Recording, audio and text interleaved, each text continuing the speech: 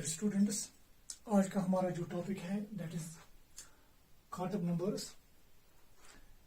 मैं ये आपके साथ शेयर करना चाहूँगा कि जो यहाँ पे ये लेक्चर होगा इसमें हम ब्रीफ आइडिया देना चाहेंगे कुछ मेन टॉपिक्स का, और जो भी मेरी नॉलेज है इन टॉपिक्स के बारे में वो मैं आपके साथ शेयर करूँगा।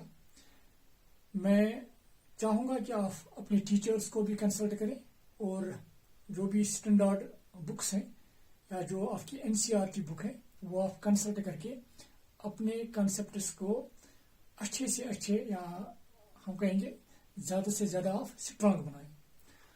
तो मैं अपनी तरफ से पूरी कोशिश करूँगा कि आपको इन टॉपिक्स के बारे में कुछ आइडिया मिले। So let us start with this topic that is quantum numbers. Quantum numbers को डिफाइन करने से पहले मैं चाहूंगा कि मैं एक एग्जांपल दूं ताकि इसको समझने में हमें आसानी हो। अगर मैं यहाँ पे एक एटम बना रहा हूं और मैं यहाँ पे एटम का न्यूक्लियस दिखा रहा हूं और इस न्यूक्लियस के इर्द गिर्द मैं यहाँ पे शेल्स रिप्रेजेंट कर रहा हूं, शेल्स। तो मैं यहाँ पे ऑर्बिट वर्ड इस्तेमाल नहीं करूंगा क्योंकि जो शेल है it is a 3 dimensional concept और एटम भी 3 डायमेंशनल स्ट्रक्चर है, या ये कहेंगे हम कि वहां पे जो इलेक्ट्रॉन की मोशन है वो भी 3D मोशन है। तो यहाँ पे अब हम शेल की बात करेंगे। तो यह है न्यूक्लियस, यह है इसका शेल। मैंने एक और शेल बनाया, शेल सेकंड, और एक और शेल में बना रहा हूं, let it is shell third.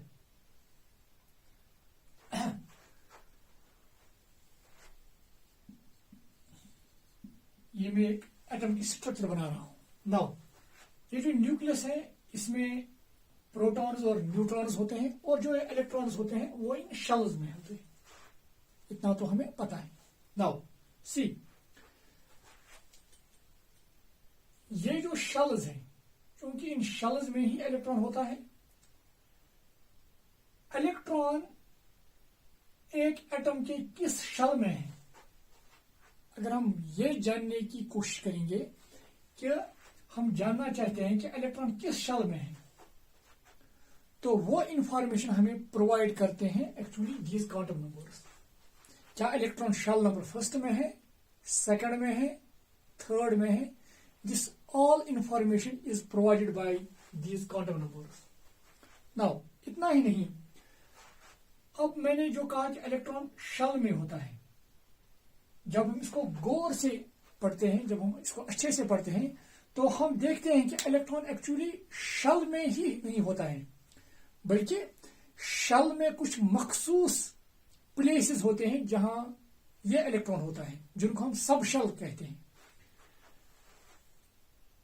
अब हम ये कहेंगे कि इलेक्ट्रॉन शेल में होता है और शेल इनफैक्ट शेल में वो मखसूस जगहें होती हैं जहां पे इलेक्ट्रॉन होता है, जिनको हम सब शेल्स कहते हैं। अगर हम ये जानने की कोशिश करेंगे कि इलेक्ट्रॉन किस शेल में होता है और उस शेल के किस सब शेल में होता है, तो वो इंफॉर्मेशन भी हमें क्वांटम नंबर्स ही देते हैं।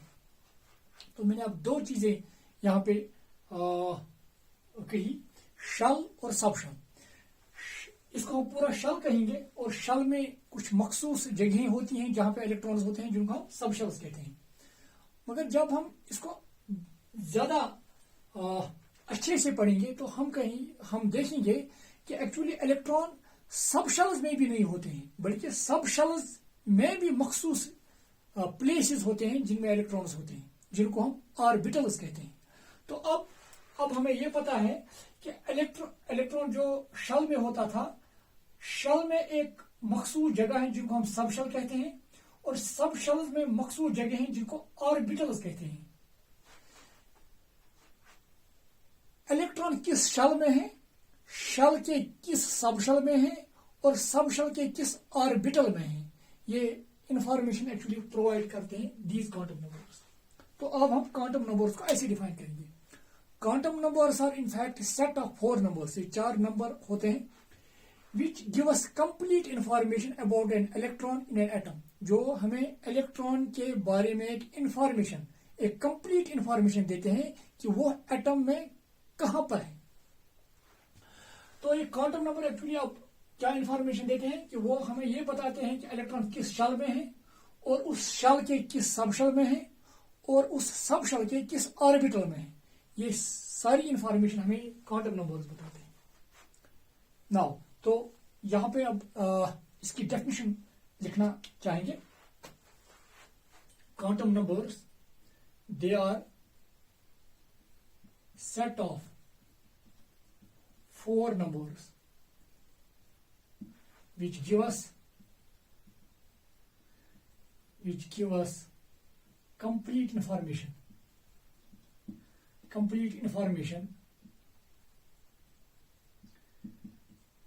about an electron in the atom। ये हमें इलेक्ट्रॉन के बारे में एक कंप्लीट इंफॉर्मेशन देते हैं कि वो एटम में कहां पर है, मतलब किस शल में है, सब शल के किस सब शल में है और सब शल के किस ऑर्बिटल में है। इतना ही नहीं बल्कि ये हमें ये क्वांटम नंबर्स ये भी बताते हैं कि उस इलेक्ट्रॉन की जिसका हम एड्रेस यहां पे देख रहे हैं बाय दीज क्वांटम नंबर्स, हमें उस इलेक्ट्रॉन की एनर्जी के बारे में भी ये क्वांटम नंबर्स बताते हैं। इलेक्ट्रॉन एक तो ये बताते हैं कि शल में है, शल के किस सबशल में और सबशल के किस ऑर्बिटल में। इतना ही नहीं बल्कि उसकी एनर्जी क्या है। इनफैक्ट हमें एंगुलर मोमेंटम के बारे में भी ये बताते हैं और एक और चीज भी बताते हैं, दैट इज स्पिन, और उस इलेक्ट्रॉन की स्पिन क्या होगी। This all information is provided by this quantum numbers. तो हम ये कहेंगे quantum numbers are set of 4 numbers which give us complete information about an electron in an atom. तो किस किस्म की इंफॉर्मेशन देते हैं यहां पे मैं लिखना चाहूंगा। the quantum numbers tell us about the shell, subshell and orbital in which electron is present.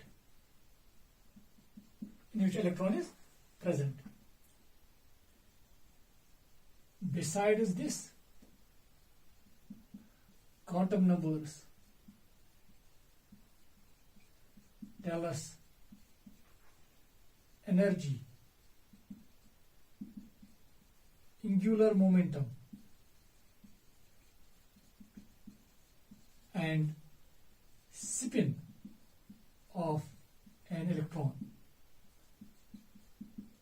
इसके बावजूद हमें क्वांटम नंबर्स एनर्जी के बारे में भी बताते हैं कि इलेक्ट्रॉन की एनर्जी क्या होगी, उसका एंगुलर मोमेंटम क्या होगा और उसकी स्पिन क्या होगी।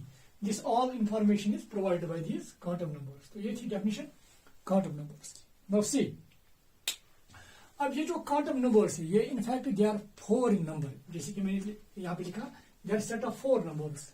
तो ये चारों क्वांटम नंबर्स हर कोई क्वांटम नंबर थोड़ी थोड़ी इंफॉर्मेशन देता है, तो चारों को मिलाकर हमें एक कंप्लीट इंफॉर्मेशन मिलती है। तो ये 4 नंबर्स कौन कौन से हैं और कौन क्वांटम नंबर क्या इंफॉर्मेशन देता है ये हम यहां पे देखने की कोशिश करेंगे। Now see,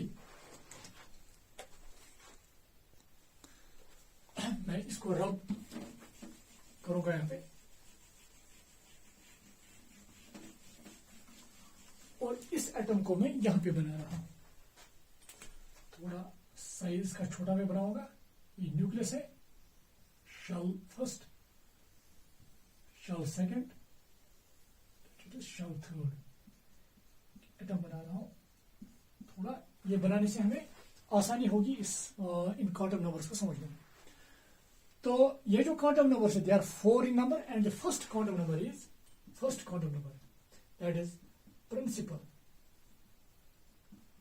quantum number. That's called principal quantum number and it is represented by n, जिसको हम n से रिप्रेजेंट करते हैं।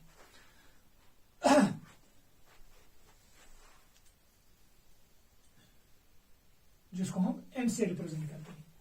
तो इनफैक्ट ये प्रिंसिपल क्वांटम नंबर है। ये क्या इंफॉर्मेशन देता है हमें इलेक्ट्रॉन के बारे में? सबसे पहली information, this quantum number tells us the shell about the shell in which an electron is present, कि इलेक्ट्रॉन किस शल में है, सिर्फ ये शल के बारे में भी बताता है। तो यहां पे मैं लिखना चाहूंगा, it tells us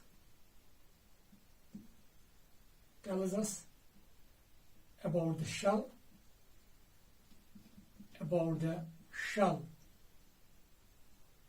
in which electron is present, कि इलेक्ट्रॉन किस शल में है। फॉर एग्जाम्पल, अगर इलेक्ट्रॉन शल नंबर फर्स्ट में है, जो मैं यहां पे दिखा रहा हूं, इसका मतलब इसका प्रिंसिपल क्वांटम नंबर फिर 1 है, then n is equal to 1। और इसी तरह से अगर इलेक्ट्रॉन शल नंबर 2 में है तो n का वैल्यू 2 होगा, प्रिंसिपल क्वांटम नंबर 2 होगा। तो अगर शल नंबर 3 में है तो प्रिंसिपल क्वांटम नंबर का वैल्यू 3 होगा।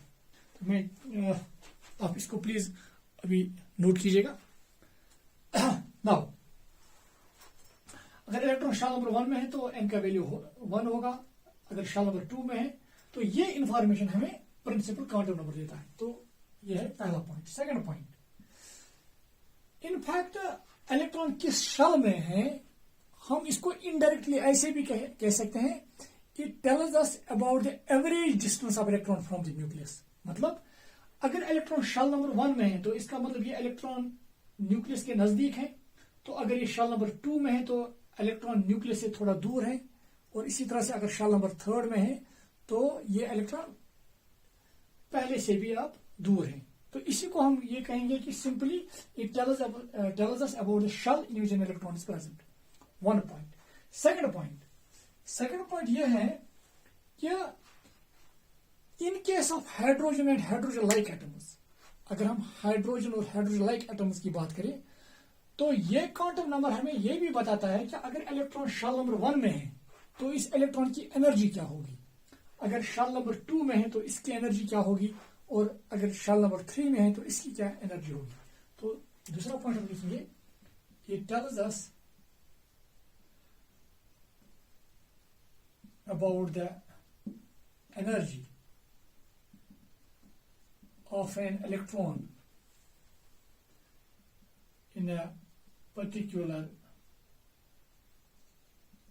shell in hydrogen and hydrogen like atoms। एक तो हमें प्रिंसिपल क्वांटम नंबर ये बताता है कि इलेक्ट्रॉन किस शेल में है, और ये भी बताता है कि अगर ये शेल नंबर 1 में है हाइड्रोजन और हाइड्रोजन लाइक एटम्स में तो इसकी एनर्जी क्या होगी वहां पे, अगर शेल नंबर 2 में है तो इसकी एनर्जी क्या होगी। और वो एनर्जी हम कैसे कैलकुलेट करते हैं, that is given by the mathematical expression, that is En is equal to -2 pi square Me4 divide by m square h square into z square. तो यहां पे En it is simply energy of electron in nth shell. अब ये depend करता है कि आप shell number 1 की बात कर रहे हैं, 2 की, 3 की एंड 4 की। 2 pi they are simply pure numbers, m is mass of electron, E is charge, n is again shell number, h is Planck's constant and z is atomic number. क्योंकि हम हाइड्रोजन और हाइड्रोजन लाइक एटम्स की बात कर रहे हैं तो यहाँ पे हम पहले हाइड्रोजन की बात करेंगे। फॉर हाइड्रोजन एटम जो Z that is atomic number वो किसके बराबर है, Z इज इक्वल टू 1। तो अगर ये 1 के बराबर है तो 1 का स्क्वायर आएगा 1, so En would be equal to -2 pi square Me4 divide by m square h square. तो ये एक मैथमेटिकल एक्सप्रेशन में बन जाएगा।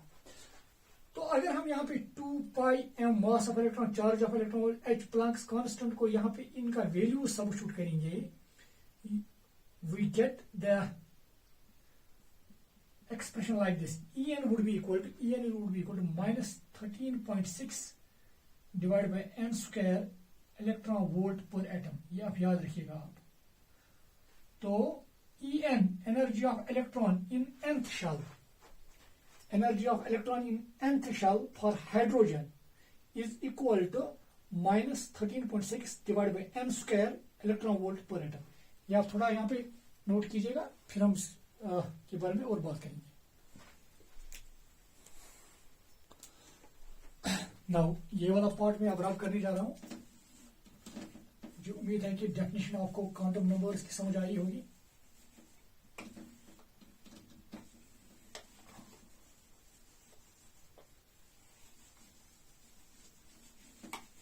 नाउ सी, तो अभी हम ये दूसरा पॉइंट ही यहां पे डिस्कस कर रहे हैं। फॉर एग्जाम्पल हम चूंकि हाइड्रोजन की बात कर रहे हैं, तो अगर हम शेल नंबर 1 की बात करेंगे, अगर हम हाइड्रोजन में देखेंगे कि अगर इलेक्ट्रॉन शेल नंबर 1 में है तो इसकी एनर्जी क्या होगी, that is simply -13.6 divide by shell number 1 है तो 1 का स्क्वायर आएगा, that is 1 electron volt per atom. तो इसका मतलब यहाँ पे हमें वैल्यू आएगा -13.6 इलेक्ट्रॉन वोल्ट पर एटम। तो इसका मतलब अगर इलेक्ट्रॉन शेल नंबर 1 में है इन केस ऑफ हाइड्रोजन, तो उसकी एनर्जी क्या होगी वहां पे -13.6 इलेक्ट्रॉन वोल्ट पर एटम। और इस एनर्जी के बारे में हमें ये क्वांटम नंबर बताता है कि हाइड्रोजन में या हाइड्रोजन लाइक एटम्स में कि अगर इलेक्ट्रॉन शेल नंबर 1 में है तो इसकी एनर्जी क्या होगी, ये हम निकाल सकते हैं। नाउ अगर हम इसी तरह से E2 निकालेंगे, अगर इलेक्ट्रॉन शेल नंबर 2 में होता तो इसकी एनर्जी क्या होती, देखिए आप यहाँ पे इट इज -13.6। तो ये शेल नंबर है तो इसका मतलब हमें 2 वैल्यू देना पड़ेगा। 2 का square means 4, 4 1 jar 3 jar 4 4 jar, that is -3.4 electron volt per atom. तो इसी तरह से अगर E3 देखेंगे, अगर शेल नंबर 3 की बात करेंगे, यहाँ पे हाइड्रोजन एटम की ही हम बात यहाँ पे कर रहे हैं, तो यहाँ ये आएगा 3 का square, that means 9 -13.6 divide by 9, 9 1 jar 9.95 1, that means -1.51 electron volt per atom. तो यहां पे एक इंपॉर्टेंट चीज आपको नजर आएगी कि शेल नंबर 1 में एनर्जी -13.6 है इलेक्ट्रॉन वोल्ट पर एटम, या अब याद रखेंगे जो हम यहाँ पे निकाल रहे हैं, और इसमें है -3.4। माइनस में कम वैल्यू होना ज्यादा, इसका मतलब एनर्जी ज्यादा है। तो इसका मतलब इलेक्ट्रॉन की एनर्जी शेल नंबर 1 में कम है, शेल नंबर 2 में ज्यादा है, शेल नंबर 3 में इससे ज्यादा है। एक और इंपॉर्टेंट पॉइंट जो आप देखेंगे यहाँ पे, तो अगर मैं हाइड्रोजन की बात करूंगा तो यहाँ पे जो एक इलेक्ट्रॉन की एनर्जी है, या तो वो -13.6 पॉसिबल है शेल नंबर 1 में, शेल नंबर 2 में या वो एनर्जी -3.4 है। तो इसका मतलब इनके दरमियान जो वैल्यूज है they are not allowed to electron in hydrogen atom. तो इसका मतलब एक हाइड्रोजन एटम में एक इलेक्ट्रॉन की एनर्जी कोई भी नहीं हो सकती है, बल्कि सिर्फ खास खास वैल्यूज ही पॉसिबल है। या ये वैल्यू पॉसिबल है as present as in shell number 1, या ये वैल्यू है इन शेल नंबर 2, या ये वैल्यू है इन शेल नंबर 3। तो इसका मतलब इसके दरमियान भी जो वैल्यूज हैं they are not allowed electron in hydrogen atom. इससे क्या होगा, तो अगर मैं इन एनर्जी लेवल्स को इस तरह से दिखाऊं, फॉर एग्जांपल अगर मैं शेल नंबर 1 की बात कर रहा हूं, शेल नंबर 1 की बात कर रहा हूं, तो इस लेवल को मैं ऐसे दिखा रहा हूं, n = 1। ये मैं लेवल एनर्जी लेवल 1 दिखा रहा हूं। तो ये मैं दिखा रहा हूं शेल नंबर 2, और ये मैं दिखा रहा हूं शेल नंबर 3। क्योंकि अगर इलेक्ट्रॉन एक ही है, चूंकि हाइड्रोजन में एक ही इलेक्ट्रॉन है, तो वो सबसे नीचे वाली लेवल में होगा टू हैव मिनिमम एनर्जी, क्योंकि जितनी एनर्जी कम होगी स्टेबिलिटी ज्यादा होगी। तो अगर हम इस इलेक्ट्रॉन को एक्साइट करेंगे बाय यूजिंग टेम्परेचर और इलेक्ट्रिक डिस्चार्ज, तो हम क्या कर सकते हैं कि इस इलेक्ट्रॉन को हम ऊपर वाले शेल्स में भेज सकते हैं। और जो ही इलेक्ट्रॉन वहां पे हम भेजेंगे तो इसकी एनर्जी चूंकि वहां पे ज्यादा है, तो ये वहां पे नहीं रहेगा, तो ये वापस आ जाएगा। अब जब जो ही ये वापस आएगा तो इसके कुछ पॉसिबल जंप्स हैं, या ये डायरेक्टली 3 से 1 आ जाएगा, या ये पहले 3 से 2 आएगा और फिर 2 से 1 आएगा। तो इस तरह की जंप्स पॉसिबल है। जो भी ये इलेक्ट्रॉन हायर लेवल से ग्राउंड स्टेट में आ जाएगा, शेल नंबर 1 में आ जाएगा, तो उसकी वजह से कुछ एनर्जी निकलेगी, वहां पे रेडिएशन निकलेगी, और वो रेडिएशन हम रिकॉर्ड करते हैं,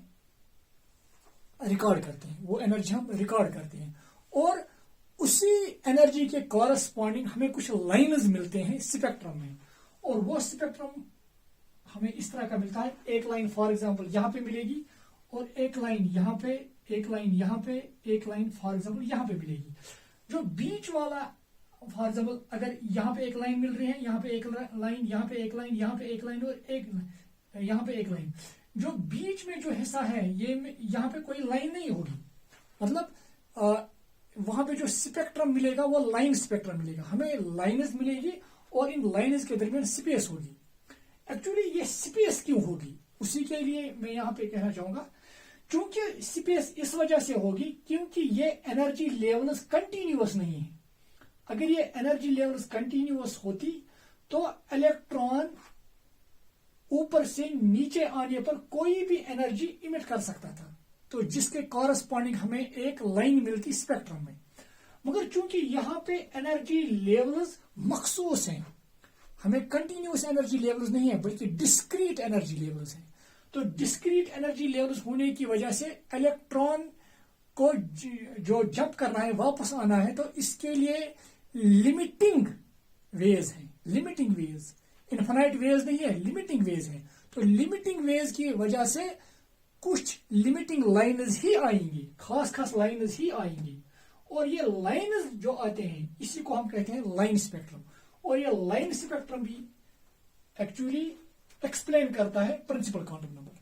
प्रिंसिपल क्वांटम नंबर है ये हमें यह भी बताता है कि एक स्पेक्ट्रम में हमें लाइन स्पेक्ट्रम क्यों मिलता है। इसका सिंपल आंसर अब यह है, क्योंकि एक इलेक्ट्रॉन की एनर्जी जो एक एटम में है that is discontinuous, that is quantized. Electron को कोई भी एनर्जी नहीं हो सकती है, सिर्फ क्वांटाइज्ड वैल्यूज ही पॉसिबल हैं, डिस्क्रीट वैल्यूज ही पॉसिबल हैं। तो इसका मतलब अगर इलेक्ट्रॉन हायर लेवल से नीचे आ जाएगा तो ये सिर्फ खास खास एनर्जी ही इमिट करेगा, ये कोई भी एनर्जी इमिट नहीं कर सकता है, बल्कि कुछ खास वैल्यूज ही पॉसिबल होंगे, और उन खास वैल्यूज के कॉरस्पॉन्डिंग हमें स्पेक्ट्रम में लाइन्स मिलेंगे, तो यही वजह है कि हमें एक लाइन स्पेक्ट्रम मिलता है। तो इस तरह से ये एक्सप्लेन करता है ये quantum number why we are getting line spectrum. तो एक और पॉइंट यहां पे मैं लिखना चाहूंगा, यहां पर मैं ये ऐड करना चाहूंगा, it explains main lines in spectrum, जो मैंने आपको समझाने की कोशिश की। Now so this is one more information provided by this principle quantum. और इतना ही नहीं, एक और इंफॉर्मेशन हमें यह भी देता है कि हमें यह भी बताता है कि एक शेल में मैक्सिमम कितने इलेक्ट्रॉन्स हो सकते हैं। तो एक और इंफॉर्मेशन हमें यही देता है, it tells us about the maximum electrons which a shell can accommodate। तो मैं यहां पे अब रब करने जा रहा हूं, which a shell can accommodate। now see, तो मुझे उम्मीद है कि आपको ये समझ आया होगा, which a shell can accommodate। ठीक है, now and it is equal to, या हम कहेंगे it is given by 2m square। इस फार्मूला के जरिए हम ये बता सकते हैं कि किसी भी शेल में ज्यादा से ज्यादा मैं कह रहा हूं ज्यादा से ज्यादा कितने इलेक्ट्रॉन्स हम भर सकते हैं। अगर हम शेल नंबर 1 की बात करेंगे, शेल नंबर वन देखिए, इसमें ज्यादा से ज्यादा कितने इलेक्ट्रॉन आ सकते हैं। n का वैल्यू अगर हम 1 रखेंगे तो 1 का स्क्वायर दैट मीन्स 2। तो पहले शेल में ज्यादा से ज्यादा 2 इलेक्ट्रॉन हम भर सकते हैं। शेल नंबर 2 की अगर हम बात करेंगे तो 2, अब n का वैल्यू 2 है, 2 का स्क्वायर, 2 2 4 4 2 8। तो दूसरे शेल में ज्यादा से ज्यादा हम 2 इलेक्ट्रॉन भर सकते हैं। शेल नंबर 3, 2 n का वैल्यू यहाँ पे 3 है, 3 का square, 3 into 3 mean 9 into 2 that is 18। तो शेल नंबर थर्ड में हम ज्यादा से ज्यादा 18 इलेक्ट्रॉन भर सकते हैं, सो ऑन। इस तरह से आप ये निकाल सकते हैं। तो ये जो इंफॉर्मेशन है this was all provided by principal quantum number. अब एक और इंपॉर्टेंट चीज यहां पे आप याद रखिएगा, जब भी n का वैल्यू हमें मिलेगा, अगर n का वैल्यू कहीं पे 1 आ रहा है, अगर हमें किसी इलेक्ट्रॉन के लिए n का वैल्यू 1 आ रहा है, तो अब हमें यह पता होना चाहिए कि इसका मतलब इलेक्ट्रॉन शेल नंबर 1 में है। तो इसी तरह से अगर किसी इलेक्ट्रॉन के लिए n का वैल्यू 2 है, तो हमें यह पता होना चाहिए अब इसका मतलब है कि इलेक्ट्रॉन शेल नंबर 2 में होना चाहिए। इसी तरह से n का वैल्यू अगर 3 है, तो इसका मतलब इलेक्ट्रॉन शेल नंबर 3 में होना चाहिए, so on. So this information was provided by principal quantum number. Now इसके बाद जो एक और क्वांटम नंबर है, मैं इसको रब अब करने जा रहा हूं। तो शेल्स की बात अब हमने की। So there is one more quantum number and that is called azimuthal quantum number.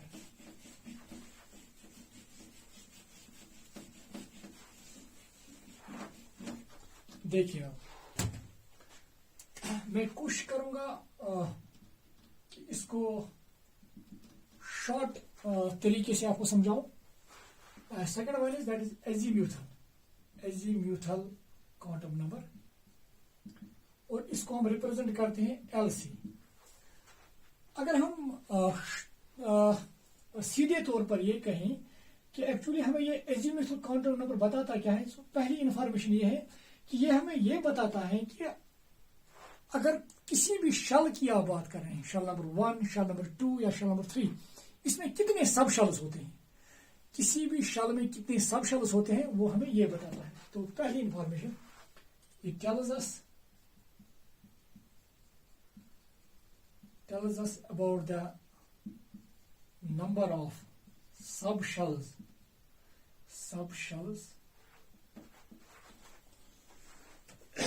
about the number of subshells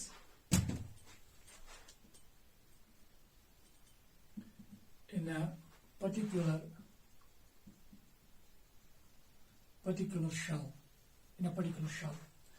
किसी भी शेल में, चाहे आप शेल नंबर 1 की बात करेंगे, 2 की बात करेंगे, 3 की बात करेंगे, किसी भी शेल में कितने सब शेल्स होते हैं वो हमें ये देता है, ये इंफॉर्मेशन उसके बारे में देता है। नाउ अब किसी भी शेल में कितने सब शेल्स होते हैं ये हम निकालते हैं bye knowing the values of L. अगर हमें एल के वैल्यूज पता चल जाएंगे तो कैसे निकालते हैं वो हम यहाँ पे लिखिए। For a given value of n, अगर हमें वैल्यू ऑफ एन दिया हुआ है, इसका क्या मतलब है, अगर हमें n का वैल्यू दिया हुआ है तो इसका मतलब है अगर हमें शेल पता है कि शेल कौन है, for a given value of n, L can have values ranging from 0 to n-1। तो अगर हमें n का वैल्यू पता है तो हम L के वैल्यूज निकाल सकते हैं, और अगर हमें L के वैल्यूज पता है तो हम सब शेल्स निकाल सकते हैं। फॉर एग्जाम्पल यहां पे भी लिखना चाहूंगा, फॉर एग्जाम्पल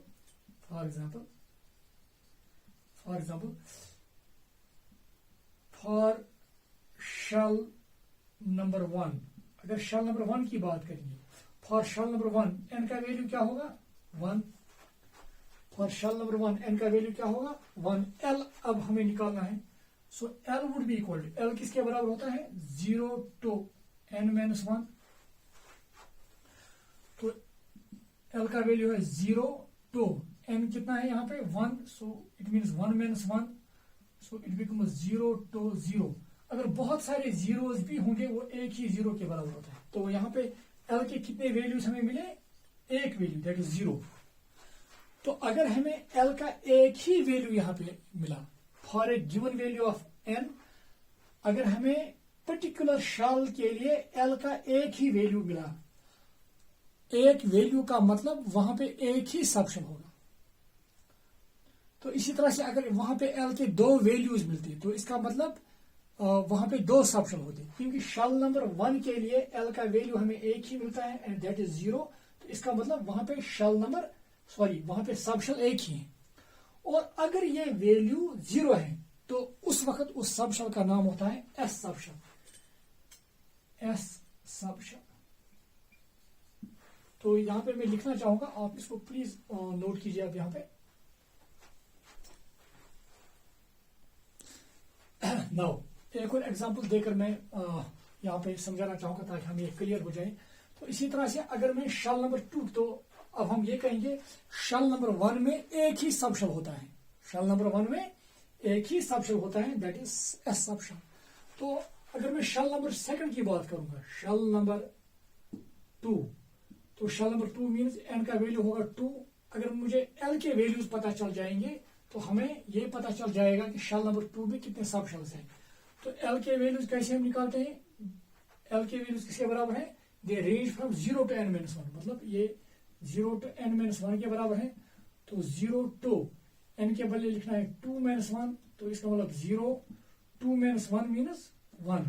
तो यहाँ पे हमें दो वैल्यूज मिली। यहाँ पे देखिए आप, जो शल नंबर 2 है वहां पे एल के हमें दो वैल्यूज मिली, एक तो मिला 0 और एक तो मिला 1। Every value of l corresponds to subshell. तो इसका मतलब यहाँ पे शल नंबर 2 में दो सब शल है, और जब ये वैल्यू 0 होगा तो उस वक्त सब शल का नाम एस सब शल है, जिस तरह से मैंने यहां पर भी कहा, क्योंकि यहां पर भी 0 भी आया था। और जब ये एल का वैल्यू 1 होगा तो उस वक्त जो सब शल होगा उसका नाम होगा पी। तो इसका मतलब शल नंबर 2 में दो सब शल्स हैं। यहां पे मैं लिखना चाहूंगा, शल नंबर 2 में दो सब शल है, एक तो है एस और एक तो है पी। नाउ एक और एग्जांपल मैं देना चाहूंगा यहाँ पे, मुझे उम्मीद है कि आपको समझ आ रहा होगा। अगर मैं शल नंबर 3 की बात कर रहा हूं, for shall number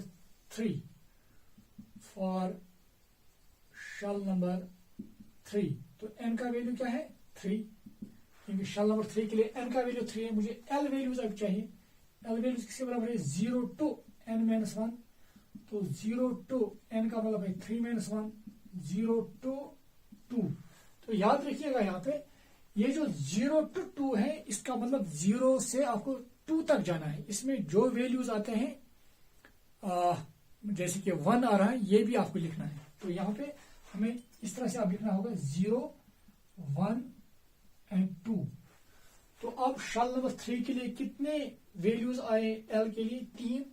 every value represent सब शल, तो इसका मतलब शल नंबर 3 में 3 सब शल है। जब ये 0 है तो ये एस सब शल है, 1 मतलब पी शल नंबर। तो अगर जब ये एल 2 होता है तो इसका मतलब ये इसका सब शल का नाम हम डी लिखते हैं। देखिए आप, जो अब इंपॉर्टेंट पॉइंट आप यहाँ पे याद रखिएगा। तो जब शल नंबर, मुझे उम्मीद है कि आपको ये समझ आया होगा। नाउ देखिए आप, मैं अब इसको रब करना चाहूंगा। तो यहां पे एक चीज आप हमें क्लियर हुई। तो अगर आप यहां पे देखेंगे, it represent shall number 1, it represent shall number 2, it represent shall number 3। तो इसका मतलब अगर शल नंबर 1 रिप्रेजेंट्स, अगर एन का वैल्यू 1 है तो शल नंबर 1 है। शल नंबर को हम इस 1 2 के जरिए रिप्रेजेंट करते हैं। शल नंबर 1 मीन्स जो हम यहाँ पे 1 लिखते हैं। तो शल नंबर 1 में कितने सब शल थे? एक, उसका नाम क्या था? एस। ये हम लिखते हैं 1s। 1s का मतलब अब है 1 मीन शल नंबर 1, और शल नंबर 1 में सब शल जो है एस। अब देखिए, जो शल नंबर 2 था उसके बदले हम यहाँ पे 2 लिखेंगे, इट रिप्रेजेंट शल नंबर। ये आप समझो, शल नंबर 2 रिप्रेजेंट करना है। तो शल नंबर 2 में कितने सब शल थे? 2, एस और पी। इसलिए हम लिखते हैं 2sb और 2pp। इसी तरह से अगर देखेंगे शल नंबर 3, जिसको हम 3 से ऐसे रिप्रेजेंट करते हैं, इसमें कितने सब शल आए? spd। तो हम लिखते हैं 3s 3p 3d। यहां पे मैं आपको कहना चाहूंगा, आप देखेंगे 2 के साथ d नहीं आएगा कभी भी, क्योंकि शल नंबर 2 में 2 ही सब शल हैं, s और p।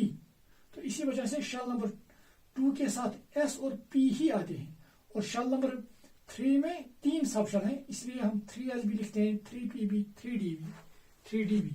तो इसी तरह से अगर आप 4 का भी देखेंगे, you will get 4s, 4p, 4d और एक और आपको मिलेगा 4f, ये आप याद रखिएगा। नाउ अगर मैं अब यहाँ पे ये कहूँ कि actually what it represent shell number, और ये क्या रिप्रेजेंट करता है, subshell. Shell number 1 subshell s, shell number 2 subshell s, shell number 2 subshell number p and so on. जो उम्मीद है कि आपको समझ आया होगा।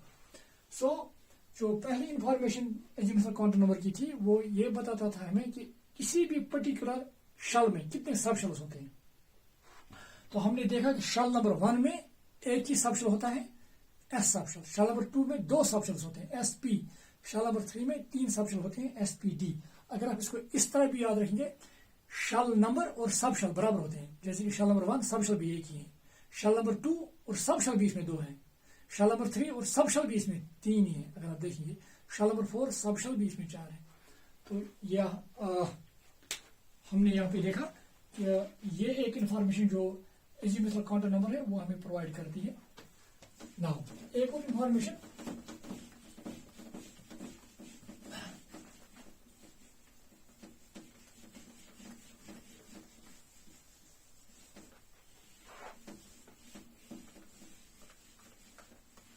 देखिए आप, मैं थोड़ा इसको कोशिश करूंगा आपको समझाने की। अगर मैं ये इट रिप्रेजेंट शेल नंबर 1, तो इसको मैं एक लाइन के साथ रिप्रेजेंट करता हूं, इट रिप्रेजेंट शेल नंबर 1। तो ये क्या है, शेल नंबर 2। शेल नंबर 2 को मैं इस लाइन से रिप्रेजेंट कर रहा हूं। अब ये शेल नंबर 3, तो यहां पे n का वैल्यू क्या आया था, 1। इसका n का वैल्यू क्या आया था, 2। n का वैल्यू 3। और अब हमने ये भी देखा कि इस शेल नंबर 1 में 2 सबशेल हैं, तो इसके हम अब 2 ब्रांचेस बनाएंगे यहां पे। अगर आप शेल नंबर 1 में एक ही सबशेल था, तो यहां पे देखिए आप, जो हमने अभी बताया, शेल नंबर 1 में कितने सबशेल थे, 1। तो इसको मैं डॉटेड से रिप्रेजेंट करता हूं इस तरह से। शेल नंबर 2 में अगर आप देखेंगे, इसमें हमें 2 सबशेल आए थे, जो मैं इस तरह से लिख रहा हूं। और शेल नंबर 3 में अगर आप देखेंगे, वी गेट 3 सबशेल्स। मैंने कोशिश की कि आपको समझाने की। तो यही वजह है कि n1 मतलब अगर n1 है तो इसको हमने नाम दिया था 1s। अगर आप देखेंगे ये एक्चुअली होता है, क्योंकि शेल नंबर 2 एक होता है 2s और एक 2p। इसी तरह से शेल नंबर 3 ये हुआ 3s, 3p और ये हुआ 3d। अब एक और पॉइंट जिसे ये ज्यादा क्लियर होगा कि मैंने 2s को क्यों नीचे लिखा, 2p को क्यों ऊपर लिखा, यह हमें यहां पे क्लियर हो जाएगा। तो एजिमुथल काउंटर नंबर की जो एक इंफॉर्मेशन है, ये हमें ये बताता है कि इलेक्ट्रॉन शेल के किस सबशेल में है। एक और इंफॉर्मेशन जो हमें ये बताता है, it tells us about the orbital angular momentum of N electron in a particular subshell. अगर इलेक्ट्रॉन अब किसी सबशेल में है, इसका ऑर्बिटल एंगुलर मोमेंटम क्या है, ये हमें बताता है। तो दूसरी information, second information, it tells us about the orbital angular momentum of an electron in a particular subshell। मतलब अगर इलेक्ट्रॉन अब किसी पर्टिकुलर सबशेल में है, इसका angular momentum, orbital angular momentum क्या होगा, यह हमें बताता है। That is in fact equal to orbital angular momentum। इसके बराबर होता है that is equal to square root of l plus 1 h by 2 pi। और सिंपल ये आपको फॉर्मूला याद रखनी है। देखिए आप, अगर मैं फॉर एग्जांपल अगर इलेक्ट्रॉन 1s में है, मतलब मैंने यहाँ पे इनफैक्ट शेल नंबर भी दिखाया, मगर शेल नंबर 1 के एस सब शेल में है। तो इस एस सब शेल में इसका एंगुलर मोमेंटम क्या होगा हम निकाल सकते हैं। देखिए, अगर हमें इलेक्ट्रॉन का ऑर्बिटल एंगुलर मोमेंटम निकालना है तो ऑर्बिटल एंगुलर मोमेंटम किसके बराबर आएगा, एंगुलर मोमेंटम ऑफ इलेक्ट्रॉन जो एस में प्रेजेंट है। तो हमें क्या चाहिए यहाँ पे, एल का वैल्यू। अगर आपको याद होगा एस के लिए एल का वैल्यू क्या है, 0। तो इसका मतलब हमें, चूंकि इलेक्ट्रॉन एस में है, हमें यहाँ पे एल का वैल्यू ही चाहिए। तो एल का वैल्यू एस के लिए है 0, 0 प्लस, चूंकि इसके बदले भी 0, 0 प्लस 1 h/2π। तो 0 प्लस 1 का हुआ 1 into 0 minus 0, square root of 0 minus 0। तो इसका एंगुलर मोमेंट क्या आएगा, 0। तो जो इलेक्ट्रॉन एस में है, एस में इंपॉर्टेंट चीज आप याद रखेंगे, एस में है, अगर इलेक्ट्रॉन एस सब शेल में है तो इसका ऑर्बिटल एंगुलर मोमेंटम 0 होगा। चाहे ये एस 1s हो, 2s हो, 3s हो, 4s हो। क्योंकि यहाँ पे देखिए आपको सिर्फ यहाँ पे एल चाहिए, हमें एन का वैल्यू यहाँ पे जरूरत नहीं है। ये 1 रिप्रेजेंट करता है एन का वैल्यू, तो यहाँ पे सिर्फ हमें एल का वैल्यू चाहिए। तो चाहे 1s हो, 2s हो, 3s हो, तो सब के लिए एल का वैल्यू, क्योंकि एस इसके साथ है, एल का वैल्यू ऑलवेज 0 ही आएगा। तो हर कोई इलेक्ट्रॉन जो एस सब शेल में होगा तो उसका orbital angular momentum would be equal to 0। Now देखिए अब मैं यहाँ पे अगर इलेक्ट्रॉन शेल नंबर, ये तो शेल नंबर 1 में था, अगर आप शेल नंबर 2 में है तो वहां पे 2 चॉइसेस है। वो तो 2s में भी हो सकता है और 2p में भी हो सकता है।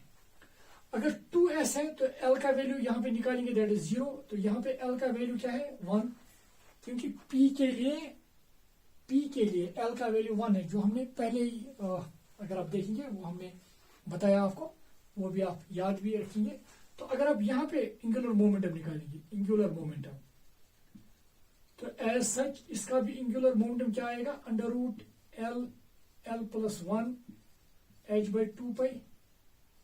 चूंकि l का वैल्यू यहाँ पे 0 है तो 0 plus 1 minus 1 into 0 minus 0, square root 0। तो इसका वैल्यू आएगा 0।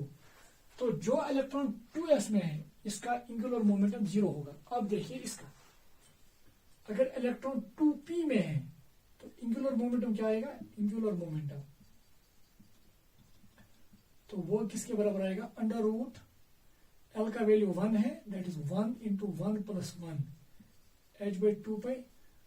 तो 1 प्लस 1 मीनस 2, 2 इंटू 1 मीनस, तो स्क्वायर रूट 2 h/2π आएगा।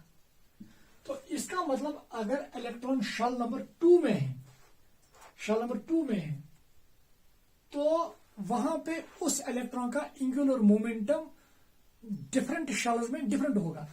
एस में इसका एंगुलर मोमेंटम 0 होगा, पी में इसका एंगुलर मोमेंटम √2 होगा, स्क्वायर रूट 2।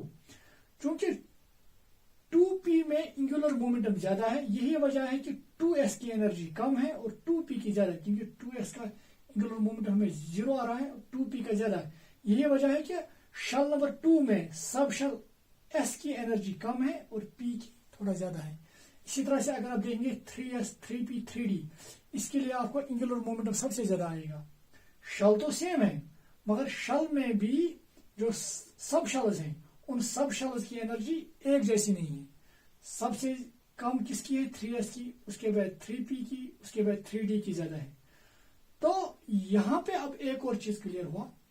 अभी तक हम एक तो इसने ये बताया कि इलेक्ट्रॉन शेल के किस सब शेल में है, और दूसरी बात ये भी बताई कि अब सब शेल में जो इलेक्ट्रॉन है उस इलेक्ट्रॉन का ऑर्बिटल एंगुलर मोमेंटम क्या है, जो हम निकाल सकते हैं। नाउ एक और इंपॉर्टेंट पॉइंट, अभी तक हम कह रहे थे कि जो एटम है उसमें शेल्स हैं, सिर्फ शेल्स। तो जब शेल्स थे तो इलेक्ट्रॉन सिर्फ शेल टू शेल ही जंप कर सकता था। तो अब हमने ये देखा नहीं, बल्कि शेल्स में सब शेल्स भी हैं, शेल्स में सब शेल्स भी हैं। तो ये सब शेल्स होने की वजह से अब इलेक्ट्रॉन सिर्फ शेल टू शेल ही जंप नहीं करेंगे, बल्कि beside shell to shell they can also jump from subshell to subshell. तो इसकी वजह से और कुछ एनर्जी थोड़ी थोड़ी निकलेगी, जिसकी वजह से और लाइन्स आ जाएंगी। और यही वजह है कि जो मल्टी इलेक्ट्रॉन सिस्टम्स हैं वहां पे हमें एक फाइन स्पेक्ट्रम मिलता है। वहां पे मेन लाइन्स के साथ साथ और भी लाइन्स होते हैं, और उन लाइन्स जो मेन लाइन्स के साथ साथ जो फाइन लाइन्स होते हैं उनको एक्सप्लेन करने के लिए भी हमें azimuthal quantum number की जरूरत पड़ती है। So we can say azimuthal quantum number also explains the fine lines of the spectrum। तो यहाँ पे मैं लिखना चाहूंगा, I would like to rub this now. तीसरा पॉइंट,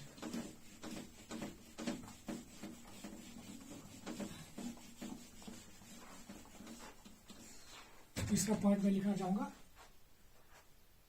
ये एक्चुअली मैं यहाँ पे लिख रहा हूँ azimuthal quantum number की बात हम कर रहे थे। azimuthal quantum number जिसको L से रिप्रेजेंट करते हैं।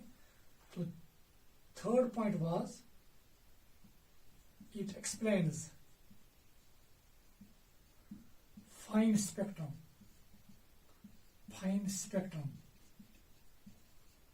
Of multi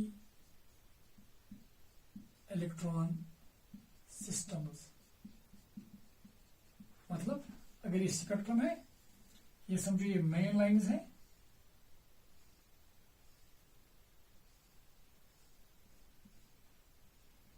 in main lines के साथ और भी लाइन्स आ रही थी, इसको बोलते हैं फाइन स्पेक्ट्रम। और इस फाइन स्पेक्ट्रम को किसने इस्तेमाल किया, किसने एक्सप्लेन किया, that was azimuthal quantum number। Now यहां पे अगर अब हमें ये चीज अब क्लियर हुई कि एक तो शल है, शल में सब शेल्स होते हैं, और जो सब शेल्स होते हैं, सब शेल्स में भी इलेक्ट्रॉन जो होता है उसकी एनर्जी डिफरेंट हो सकती है। एक और इंपॉर्टेंट चीज जो आप यहां पे याद रखिएगा, जो हमें कंटिन्यूअसली जरूरत पड़ेगा यहां पे, अगर एस सब शेल है, एस सब शेल, तो याद रखिएगा उसके लिए एल का वैल्यू क्या है, 0। और अगर पी सब शेल है उसके लिए एल का वैल्यू क्या है, एल का वैल्यू 1 है। और अगर डी है तो उसके लिए एल का वैल्यू क्या है, 2। और अगर एफ है तो उसके लिए एल का वैल्यू क्या है, 3। ये आप याद रखिएगा। आप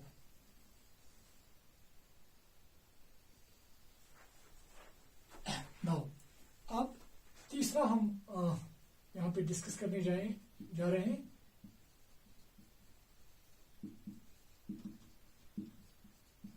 third one, that is magnetic quantum number, जिसको हम एम से रिप्रेजेंट करते हैं।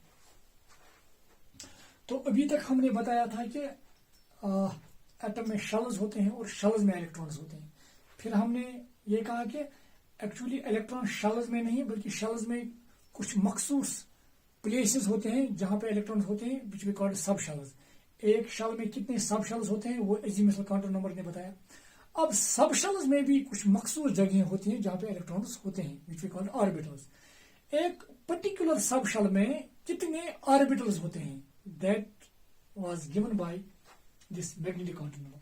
तो मैग्नेटिक क्वांटम नंबर हमें यह बताता है कि for a given subshell, एक पर्टिकुलर सब शेल में कितने ऑर्बिटल्स होते हैं। तो यहां पे मैं लिखना चाहूंगा, it tells us, pen change करना चाहूंगा, it tells us about the number of orbitals in a particular subshell। किसी भी पर्टिकुलर सबशेल में कितने ऑर्बिटल्स होंगे वो हमें ये क्वांटम नंबर बताता है। तो इसके लिए हमें क्या करना पड़ता है, हमें m के वैल्यूज ढूंढने होंगी, m के वैल्यूज। अगर हमें m के वैल्यूज पता चले किसी भी सबशेल के लिए तो हम बता सकते हैं कि वहां पे कितने ऑर्बिटल्स होंगे। जितने भी m के वैल्यूज आएंगे उतने ही ऑर्बिटल्स होंगे। तो कैसे निकालते हैं, for a given value of, for a given value of L, मतलब फॉर ए गिवन सबशेल, जिस सबशेल की आप बात करते हैं, for a given value of L m can have values ranging from -l to 0 to +l। मतलब अगर आपको l वैल्यू पता है, l वैल्यू पता होने का मतलब अगर आपको सब शेल पता है तो आप m वैल्यूज निकाल सकते हैं। m वैल्यूज मतलब आप ऑर्बिटल्स निकाल सकते हैं। फॉर एग्जांपल यहाँ पे एग्जांपल में देना चाहूंगा, for example for s subshell, अगर मैं एस सब शेल की बात करूं उसमें कितने ऑर्बिटल्स हैं हम निकाल सकते हैं। फॉर एस सब शेल पहले हम इसका एल, एस सब शेल के लिए एल का वैल्यू क्या है हमें पता है, दैट इज 0। जैसे कि यहां पर भी मैंने लिखा था एस के लिए एल का वैल्यू 0 है। तो अगर एस सब शेल है जिसका एल वैल्यू 0 है तो एम वैल्यू हम निकालना चाहेंगे। एम वैल्यू किसके बराबर है, m is equal to -l to 0 to +l। तो -l मतलब अगर l वैल्यू 0 है तो -0 टू 0 टू +0। तो जो जीरोस हैं वो माइनस नहीं होता है, तो सभी जीरोस मतलब दैट इज इक्वल टू 0। तो एक ही वैल्यू हमें m का आया। तो m का एक ही वैल्यू आना इसका मतलब यह है कि s सब शेल में सिर्फ एक ही ऑर्बिटल है। तो इसका मतलब s सब शेल में, तो यहां पे मैं लिखना चाहूंगा since m has only one value for s sub shell,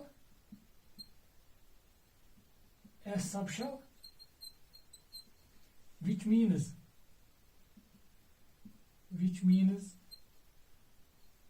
s sub shell contains only one orbital। इसका मतलब एस सब शेल में सिर्फ एक ही ऑर्बिटल है। ये आप नोट कीजिए, थोड़ा मैं इसको रब करूंगा। तो ये मैं रब करना चाहूंगा। नाउ अगर मैं पी सब शेल की बात करूं, आप पी सब शेल में कितने ऑर्बिटल्स होते हैं देखिए आप। फॉर पी सब शेल,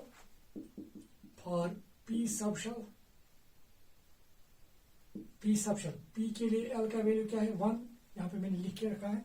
तो एम वैल्यू निकालकर हम बता सकते हैं कितने ऑर्बिटल्स होंगे। तो एम का वैल्यू किसके बराबर है, -l टू 0 टू +l। तो अगर एल का वैल्यू 1 है तो -1 टू 0 टू +1। तो इसका मतलब -1 भी वैल्यू है, 0 भी वैल्यू है, +1 भी वैल्यू। तो कितने वैल्यू आ गए एम के, 3। तो इसका मतलब सब शेल, इसका मतलब पी सब शेल contains 3 ऑर्बिटल्स, याद रखिएगा आप। इसका मतलब पी सब शेल में कितने ऑर्बिटल्स होते हैं, 3 ऑर्बिटल्स। तो इसी तरह से अगर मैं फॉर डी सब शेल की बात करेंगे हम, इसके लिए एल का वैल्यू क्या आएगा 2, एम के वैल्यू क्या होंगे -l to 0 to +l, -2 to 0 to +2। तो इसका मतलब है -2 टू 0 जाना है हमें तो +2। तो इसके बीच में जो -2 से 0 तक जब हम जाएंगे जो भी वैल्यूज बीच में आएंगे वो हमें लिखने हैं, दैट इज -2 -1 0, फिर हमें 2 तक जाना है +1 +2। तो कितने वैल्यूज अगर आप देखेंगे यहाँ पे 5 वैल्यू आ रहे हैं। तो इसका मतलब जो डी सब शेल है उसमें 5 ऑर्बिटल्स होते हैं। सो this information was given by magnetic quantum number. Now देखिए आप, तो अब मैं इसको अब रब करना चाहूंगा। इसी तरह से अगर आप एफ सब शेल की बात करेंगे तो वहां पे आपको 7 ऑर्बिटल्स आएंगे। नाउ इंपॉर्टेंट चीज यहां पे मैं कहना चाहूंगा,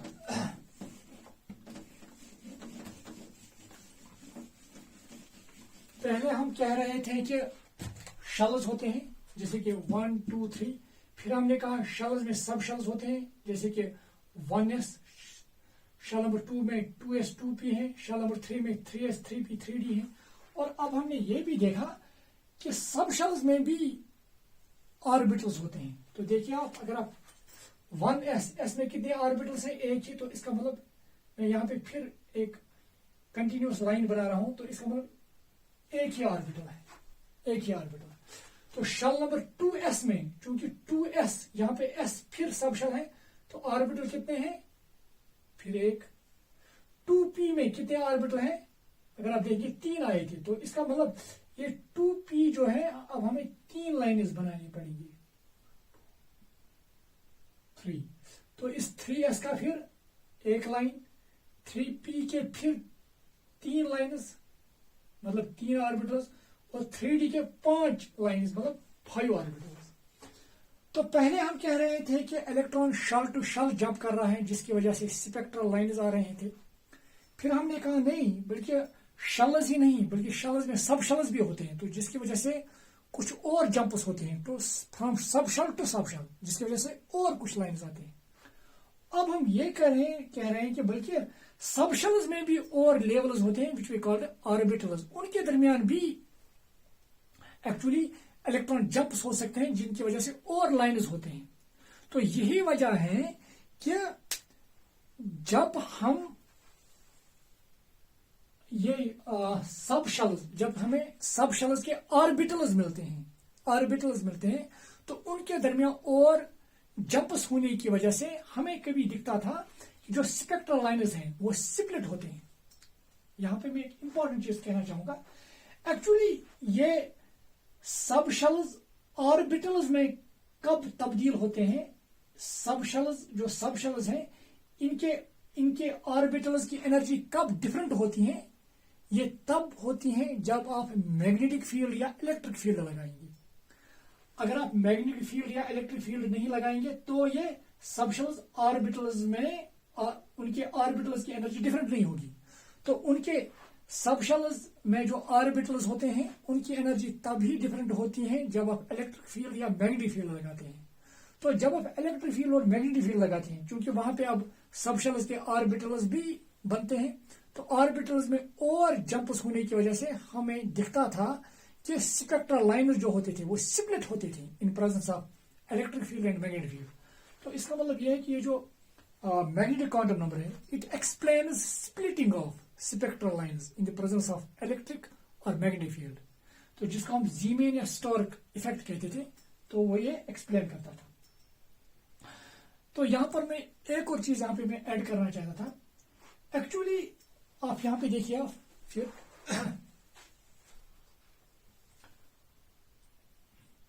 तो मैं यहां इस साइड में लिख रहा हूं, शेल नंबर 1 को मैं रिप्रेजेंट कर रहा हूं, ये shell number 1, let it is shell number 2, और ये देखो मैं शेल नंबर 3 बना रहा हूं, ठीक है। तो शेल नंबर 1, जब हम शेल नंबर 1 की बात करें तो इसका मतलब n का वैल्यू है 1 यहां पे। Principal quantum number 1 mean shell number 1, ये शेल नंबर 2, ये शेल नंबर 3। यहां पे हम यहाँ पे गोल दिखा रहे हैं, तो यहाँ पे मैं सीधे लाइन दिखा रहा हूँ सिंपली इन शेल्स की बदली।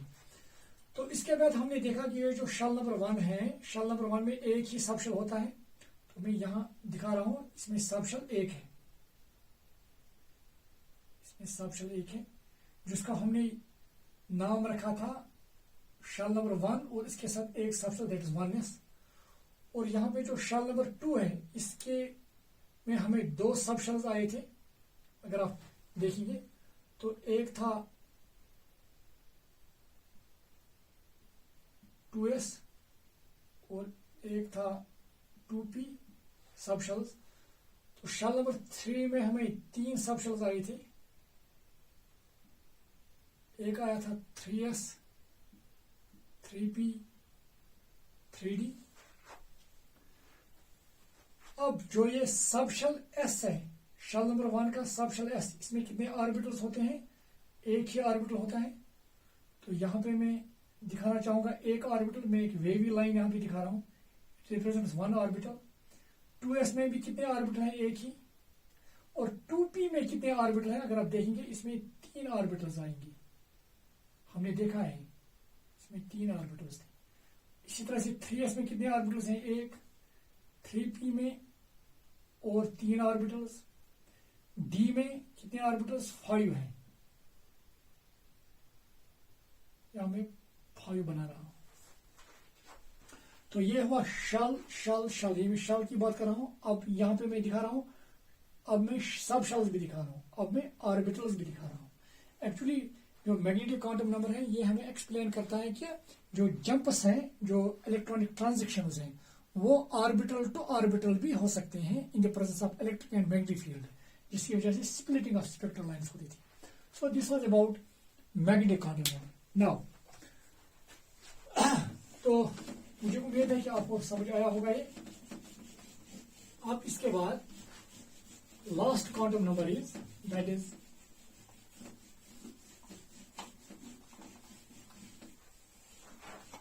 last quantum number is that is spin quantum number. That is spin quantum number. Spin quantum number. तो स्पिन क्वांटम नंबर हमें क्या बताता है? अब हमें यह पता है कि इलेक्ट्रॉन शल में होता है, शल के सब शल में और सब शल के ऑर्बिटल में। इसी ऑर्बिटल में एक्चुअली इलेक्ट्रॉन होता है। उस इलेक्ट्रॉन की स्पिन क्या होती है वो हमें यह बताता है, स्पिन क्वांटम नंबर। तो spin quantum number tales us about the spin off an electron. तो यहां पे मैं लिखना चाहूंगा, it tells us about the spin off an electron. और जो इलेक्ट्रॉन है इसकी स्पिन या तो क्लॉकवाइज हो सकती है या anti clockwise. It tells us about the spin off an electron and electron can have clockwise को हम अपवर्ड एरो से भी दिखाते हैं, क्लॉकवाइज, और एंटी क्लॉकवाइज स्पिन जो हम डाउनवर्ड एरो से दिखाते हैं। इसको हम एक और तरीके से रिप्रेजेंट करते हैं, +1/2। जब क्लॉकवाइज स्पिन होगी तो उसका मतलब +1/2, अगर एंटी क्लॉकवाइज होगी दैट इज -1/2। याद रखिएगा। एक और इंपॉर्टेंट चीज यहां पे मैं कहना चाहूंगा। अब हमें यह पता है कि इलेक्ट्रॉन शेल्स में होते हैं, शेल्स के सब शेल्स में और सब शेल्स के ऑर्बिटल्स में। अगर वहां पे इलेक्ट्रॉन्स जो है, अगर किसी भी इलेक्ट्रॉन की स्पिन अनपियर्ड होगी, मतलब अगर इलेक्ट्रॉन जो है कि वो पियर अप नहीं हुआ है, अगर इलेक्ट्रॉन पियर अप नहीं हुए हैं, अगर ऑर्बिटल में कहीं पर भी अनपियर्ड इलेक्ट्रॉन है, तो ऐसे सबस्टेंसेस डायमैग्नेटिक होते हैं। और अगर इलेक्ट्रॉन पियर्ड है, अगर किसी भी सबस्टेंस में सभी इलेक्ट्रॉन पियर्ड है, तो वो सबस्टेंस डायमैग्नेटिक होगा। और अगर कहीं भी, सॉरी मैंने ये गलत मत कहा होगा, अगर अनपियर्ड होगा, अगर कहीं पर भी इलेक्ट्रॉन ऑर्बिटल में अनपियर्ड होगा तो वो पैरामैग्नेटिक होगा, और अगर इलेक्ट्रॉन्स पियर्ड होंगे तो वो डायमैग्नेटिक होगा। तो फिर एक और इंफॉर्मेशन क्या बताता है spin quantum number? It tells us about the magnetic character of substance. If all electrons in a substance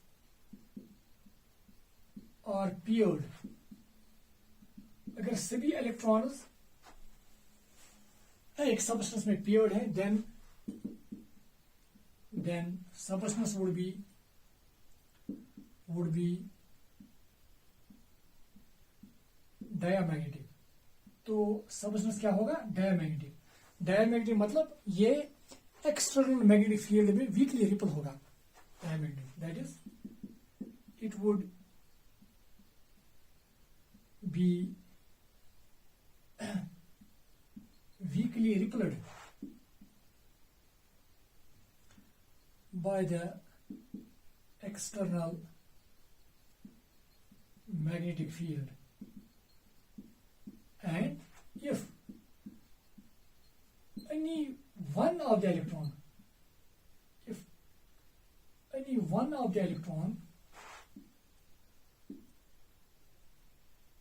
ऐसे लिखिए, if any of the electron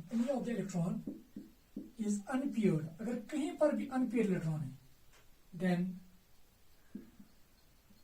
substance would be then substance would be paramagnetic.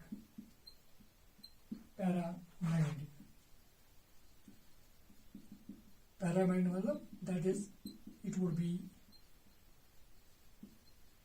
weakly attracted by the external magnetic field. So this was all about this quantum numbers. मुझे उम्मीद है कि आपको समझ आया होगा। तो यहाँ पे मैं एक और चीज लास्ट पे मैं कहना चाहूंगा इस टॉपिक के मुतालिक, दैट इज कि जो मैग्नेटिक क्वांटम नंबर है, मैंने कहा था कि magnetic quantum number actually it tells us about the magnetic quantum number, it tells about the number of orbitals in a subshell. Number of orbitals in a subshell, याद रखिएगा आप। Actually ये हम ऑर्बिटल्स हम कैसे डिफाइन करते हैं एक और तरीके से। एक्चुअली जब हम इलेक्ट्रिक या मैग्नेटिक फील्ड अप्लाई करते हैं तो क्या होता है कि जो एस सबशेल है या पी सबशेल है या डी सबशेल है, इनके electron cloud orientation different orientation लेते हैं। In the presence of electric field और मैग्नेटिक फील्ड, सबशेल का इलेक्ट्रॉन क्लाउड कितने ओरिएंटेशन दिखा सकता है, वो उस सबशेल के ऑर्बिटल्स होंगे। फॉर एग्जाम्पल जो एस सबशेल है, इसका इलेक्ट्रॉन क्लाउड एक ही ओरिएंटेशन में रहता है and that is spherical. That is why s subshell has only one orbital. इसके बरक्स अगर आप पी सबशेल देखोगे, पी सबशेल का electron cloud it takes 3 orientations. That is why p subshell has 3 orbitals. अगर इसी तरह से आप देखेंगे डी सबशेल के इलेक्ट्रॉन्स, उसका इलेक्ट्रॉन क्लाउड 5 ओरिएंटेशंस लेता है। That is why that has 5 orbitals and so on. तो मुझे उम्मीद है कि आपको समझ आया होगा। तो अब लास्ट पे ये मैं कहना चाहूंगा, हमें इन क्वांटम नंबर से अब ये पता चला जो अब हमें पता होना चाहिए। नाउ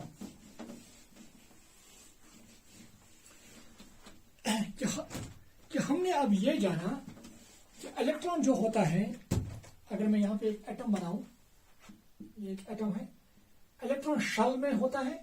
शेल्स में कुछ मखसूस जगहें होती हैं जहां पे इलेक्ट्रॉन्स होते हैं, which we called subshells, और सब शेल्स में भी कुछ मखसूस जगहें होते हैं विच वी कॉल्ड ऑर्बिटल्स, जहां पे इलेक्ट्रॉन्स होते हैं। तो इन शेल्स को, सब शेल्स को और ऑर्बिटल्स को हम कैसे रिप्रेजेंट करते हैं? शेल को जब हमें शेल लिखना होगा तो हम सिंपली अरबिक न्यूमेरिकल इस्तेमाल करते हैं। न्यूमेरल, जैसे कि अगर मैं शेल नंबर 1 की बात कर रहा हूं, शेल नंबर 1, तो मैं सिंपली लिखूंगा it is n is equal to 1, let n is equal to 2, n is equal to 3। देखिए आप, थोड़ा आपको क्लियर हो जाएगा। अगर मुझे शेल नंबर 1 की बात करनी है तो मैं अरबिक न्यूमेरल लिखूंगा सिर्फ 1, इट रिप्रेजेंट्स शेल नंबर। तो इसका मतलब मैं शेल नंबर 1 की बात कर रहा हूं। तो अगर शेल नंबर 1 में अगर इलेक्ट्रॉन सब शेल s में है तो मैं यहां पे लिखूंगा s। तो इसका मतलब है शेल नंबर 1 और शेल नंबर 1 का कौन सब शेल s, और s में कितने ऑर्बिटल्स होते हैं अगर आपको याद होगा 1, तो वो हम रिप्रेजेंट करते हैं बाय यूजिंग दिस स्क्वायर। ये डब्बा हम बनाएंगे। तो अब ये देखिए, ये हुआ shell number 1। Shell number 1 contains s subshell and this s subshell contains only one orbital। याद रखिएगा, s सबशेल के ऑर्बिटल्स को s ऑर्बिटल ही नाम दिया जाता है, p सबशेल के ऑर्बिटल्स को p ऑर्बिटल्स ही नाम देते हैं, d सबशेल के ऑर्बिटल्स को d ऑर्बिटल्स ही का नाम हम देते हैं। नाउ तो ये देखो शेल नंबर 1, क्योंकि शेल नंबर 1 में सिर्फ एक ही सबशेल है, दैट इज s, और s में एक ही ऑर्बिटल है, तो हम लिखेंगे 1s और इसके साथ एक डब्बा बनाएंगे। नाउ अगर मैं शेल नंबर 2 की बात करूंगा, शेल नंबर 2 जिसको हम रिप्रेजेंट करेंगे by this Arabic numeral, that is 2।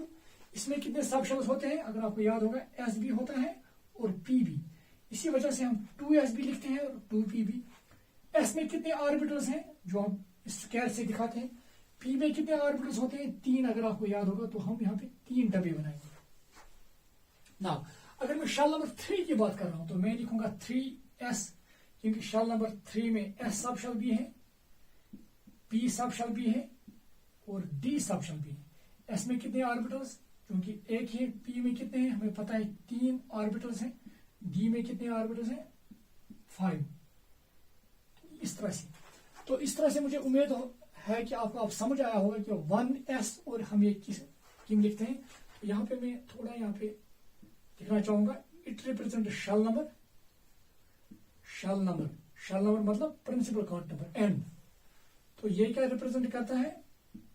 सब shell. Subshell, it represent subshell मतलब l। तो ये क्या रिप्रेजेंट करता है? इट रिप्रेजेंट्स ऑर्बिटल मतलब m। और इसमें जो इलेक्ट्रॉन होता है उसी इलेक्ट्रॉन की स्पिन या क्लॉकवाइज हो सकती है या एंटी क्लॉकवाइज हो सकती है। इलेक्ट्रॉन इन्हीं में होता है, इन्हीं ऑर्बिटल्स में। सो this was about the quantum numbers. Now अब हमें इलेक्ट्रॉन्स इन्हीं शेल्स, शेल्स के सब शेल्स और सब शेल्स के ऑर्बिटल्स में भरने हैं। ये जो इलेक्ट्रॉन का ये डिस्ट्रीब्यूशन है शेल्स में, शेल्स के सब शेल्स में और सब शेल्स के ऑर्बिटल्स में, how these electrons can be filled in the shells, subshells and orbitals, इसी को हम इलेक्ट्रॉनिक कन्फिग्रेशन का नाम देते हैं। So what is electronic configuration? अगर हम इलेक्ट्रॉनिक कन्फिग्रेशन अगर हम डिफाइन करेंगे, simply filling of these shells, subshells and orbitals by electrons. इन्हें हमें फिल करना है किन के जरिए? इलेक्ट्रॉन्स के जरिए। by we have to fill these shells, subshells and orbitals by electrons according to rules given by chemists, according to rules given by chemists, and that is called electronic configuration. तो अब हम topic यहाँ पे लिखना चाहेंगे electronic configuration. आप ये note कीजिए अभी। आप टॉपिक लिखिए फिर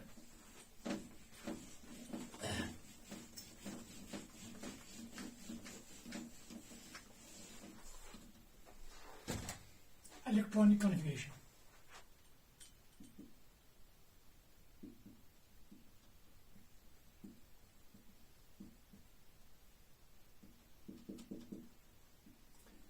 इलेक्ट्रॉनिक कन्फिग्रेशन मैं फिर यहां पे दिखाना चाहूंगा कि हमने अब एटम के बारे में थोड़ा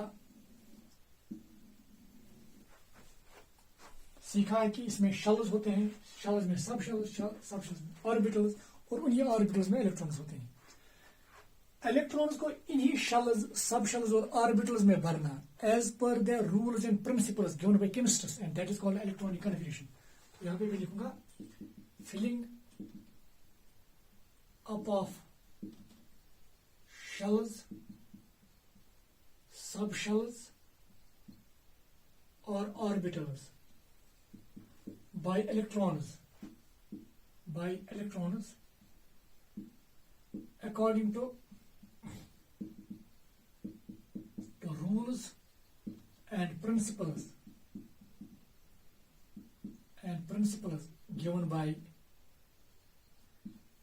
chemists is called electronic configuration. उसी को इलेक्ट्रॉनिक कन्फिग्रेशन कहते हैं। अब हमें इन्हीं शेल्स, सब शेल्स और ऑर्बिटल्स में इलेक्ट्रॉन्स भरने हैं as per the rules and principles given by the chemists.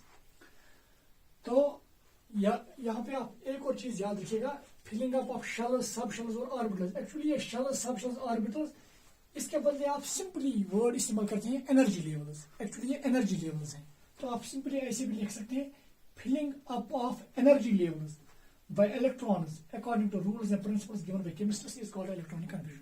तो सबसे पहला जो रूल है वो क्या है? That is Aufbau principle. Aufbau principle क्या कहता है कि वो लेवल्स हमें पहले इलेक्ट्रॉन से भरने चाहिए जिनकी एनर्जी सबसे कम होगी, फिर उस लेवल को भरना चाहिए जिसकी एनर्जी थोड़ा ज्यादा होगी, एंड सो ऑन। तो पहला जो प्रिंसिपल है that is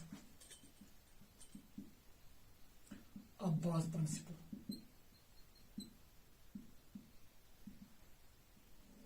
Abba in fact it means building up. Building up मतलब यहाँ पे filling up. According to this rule, the various energy levels, जो भी ये energy levels हैं या हम ये कहेंगे shells हैं या सब shells हैं या orbitals हैं, ये इस तरह से हमें भरने हैं इलेक्ट्रॉन से. पहले वो लेवल्स भरने हैं जिनकी एनर्जी सबसे कम है, फिर जिसकी थोड़ा ज्यादा है उसको भरना है, एंड सो ऑन. तो यहां मैं लिखूंगा according to this principal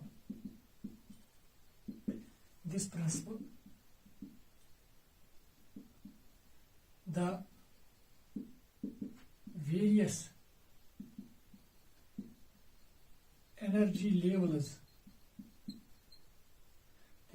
energy levels should be filled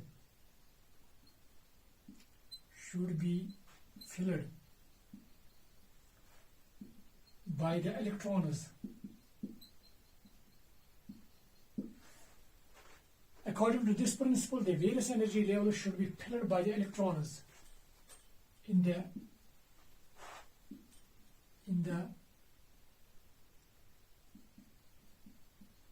increasing order of their energies. In the increasing order मतलब पहले हमें वो एनर्जी लेवल भरनी है जिसकी एनर्जी सबसे कम है, फिर थोड़ा जिसकी थोड़ा ज्यादा हो गया, सो ऑन. यहाँ पे लिखूंगा in other words first those energy levels should be filled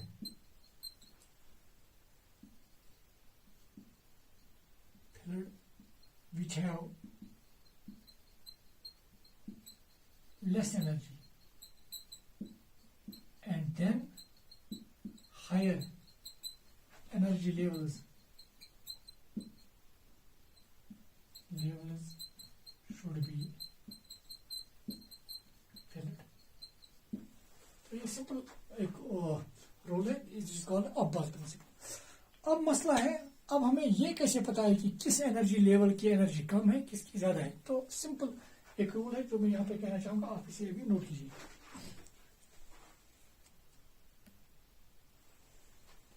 now अब इनकी एनर्जी कैसे हम निकालेंगे, जो डिफरेंट एनर्जी लेवल्स हैं उनकी एनर्जी हम कैसे निकालेंगे. अब देखिए, फिर हम अब्बास रूल को अप्लाई कर सकते हैं.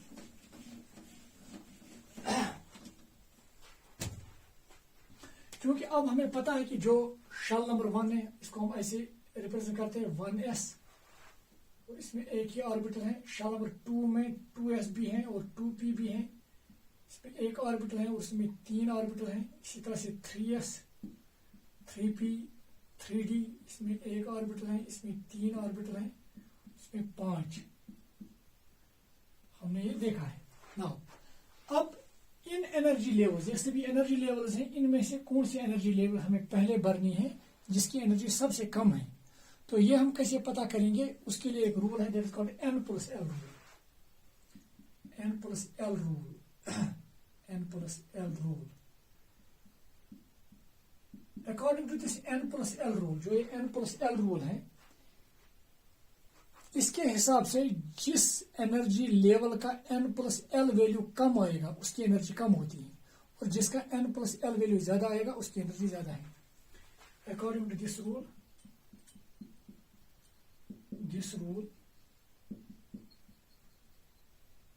एनर्जी लेवल्स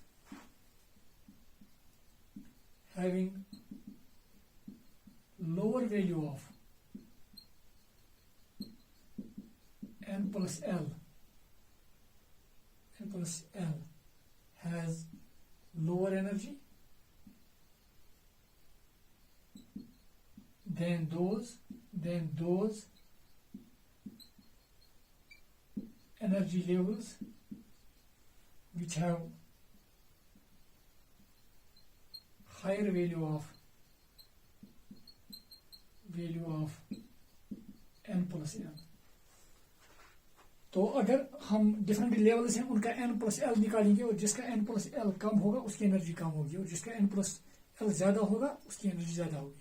हाँ, कुछ लेवल्स आप देखेंगे ऐसे होंगे जहां पे n प्लस एल का वैल्यू दो लेवल्स के लिए सेम आएगा।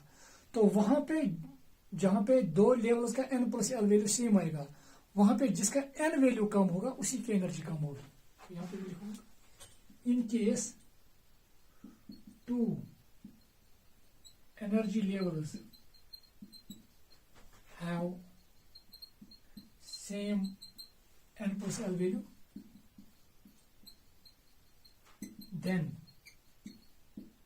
that energy level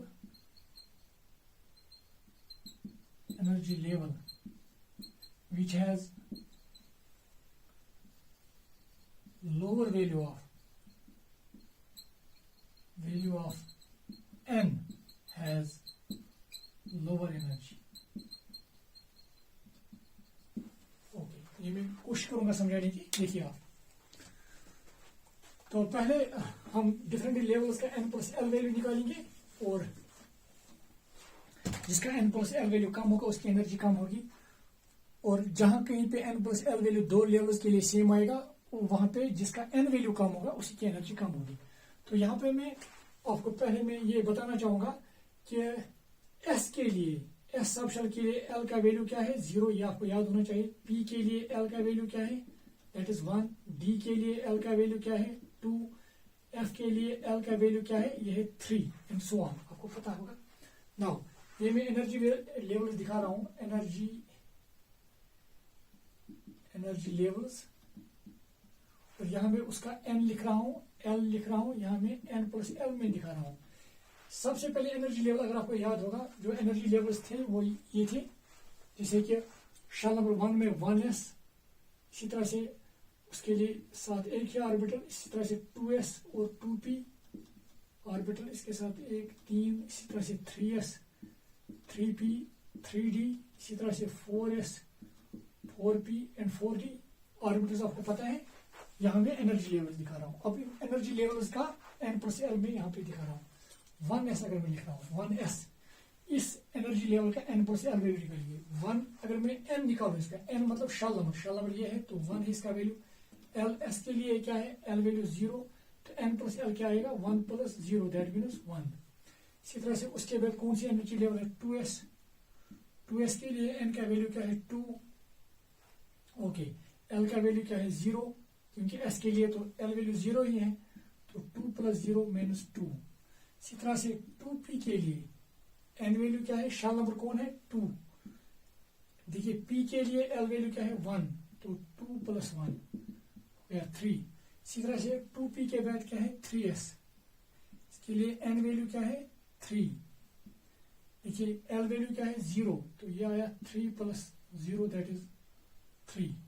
तो अगर मैं इसके बाद यहाँ पे लिखना चाहूंगा, मैं इसको अब रब करने जा रहा हूं इस वाले पार्ट को।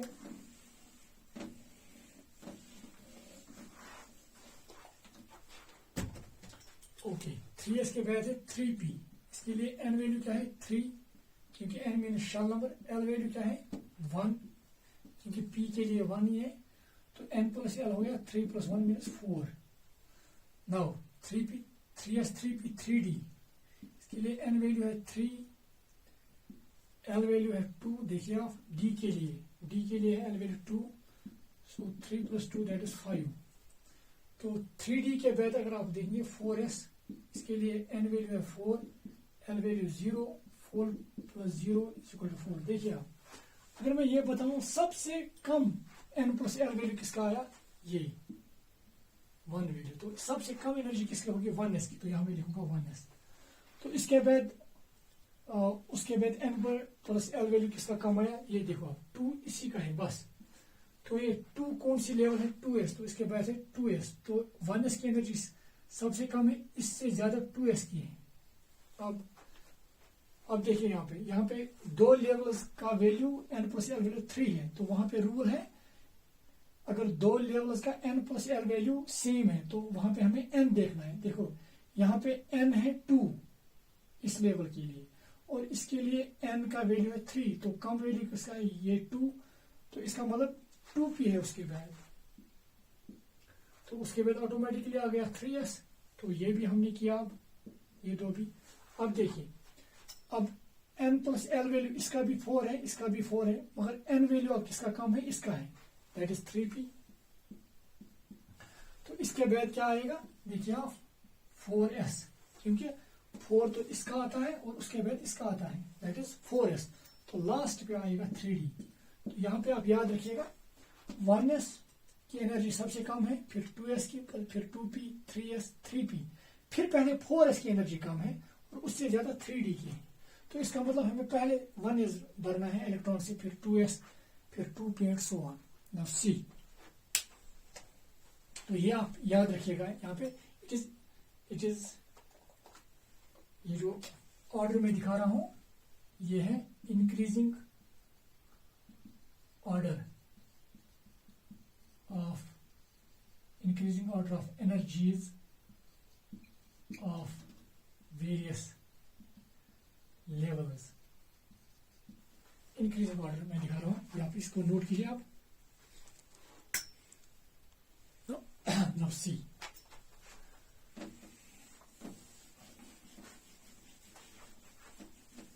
तो मुझे उम्मीद है कि आपको समझ आया है ये।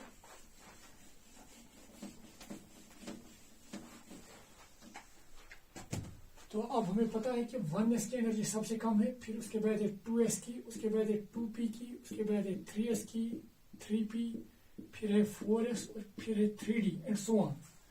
तो हमें सबसे पहले कौन सी लेवल भरनी है, दैट इज 1s। तो यहाँ पे अब हम एलिमेंट लिखेंगे, एलिमेंट, यहाँ पे उसकी इलेक्ट्रॉनिक कॉन्फ़िगरेशन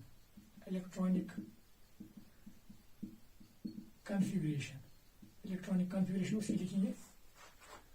देखिए आप, फॉर एग्जाम्पल मैं यहाँ पे हाइड्रोजन लिख रहा हूँ, चलो यहाँ पर मैं एक और चीज एटॉमिक नंबर लिख रहा हूँ। एटॉमिक नंबर, हाइड्रोजन का एटॉमिक नंबर है 1। एटॉमिक नंबर आपको पता होगा, it is number of protons, मगर न्यूट्रल एटम के लिए प्रोटॉन और इलेक्ट्रॉन्स बराबर होते हैं। तो इसका मतलब इलेक्ट्रॉन भी यहाँ पे एक ही है। तो अगर हमें वो एक इलेक्ट्रॉन है, वो इलेक्ट्रॉन अब किस लेवल में भरना है, इनमें से सबसे किसकी कम एनर्जी है, 1s की। तो हमें 1s में भरेंगे, 1s। और 1s में हमें पता है कि वहां पे कहां पे भरना है, ऑर्बिटल में। तो ऑर्बिटल 1s में एक ऑर्बिटल है, तो ये इलेक्ट्रॉन हम इसी में भरेंगे। तो इसका मतलब जो इलेक्ट्रॉनिक कॉन्फ़िगरेशन आ जाएगी वो आएगी 1s1। तो इसको हम इन शॉर्ट लिखते हैं 1s, इस तरह से 1। देखिए आप, इसी तरह से हीलियम के पास कितने इलेक्ट्रॉन है, 2। तो 2 इलेक्ट्रॉन किस लेवल में हमें भरने हैं, 1s में पहले। तो इसका 1s, इसके कितने ऑर्बिटल है, 2। क्या मैं दोनों इलेक्ट्रॉन इसमें भरूं या एक इलेक्ट्रॉन और फिर 2s में जाऊं, इसके लिए एक रूल है। ये जो ऑर्बिटल है इसमें कितने इलेक्ट्रॉन ज्यादा से ज्यादा हम भर सकते हैं, that is 2, and it is called Pauli's exclusion principle. तो दोनों इलेक्ट्रॉन्स हम इसमें भर सकते हैं, मगर इसमें एक चीज याद रखना है कि जब आप एक ही ऑर्बिटल में 2 इलेक्ट्रॉन भरते हैं तो एक इलेक्ट्रॉन की स्पिन क्लॉकवाइज रखनी है, जैसे कि मैंने ऊपर हेड रखा है इसका अपवर्ड एरो, तो इसका डाउनवर्ड एरो, इस तरह से लिखेंगे। तो जब एक ही ऑर्बिटल में आप 2 इलेक्ट्रॉन्स भरेंगे, एक को आपको क्लॉकवाइज भरना है और दूसरे को एंटी क्लॉकवाइज। तो इसको हम शॉर्ट में ऐसे लिखेंगे 1s2। तो यहां पर एक रूल मैं लिखना चाहूंगा, यहां पर भी अकॉर्डिंग टू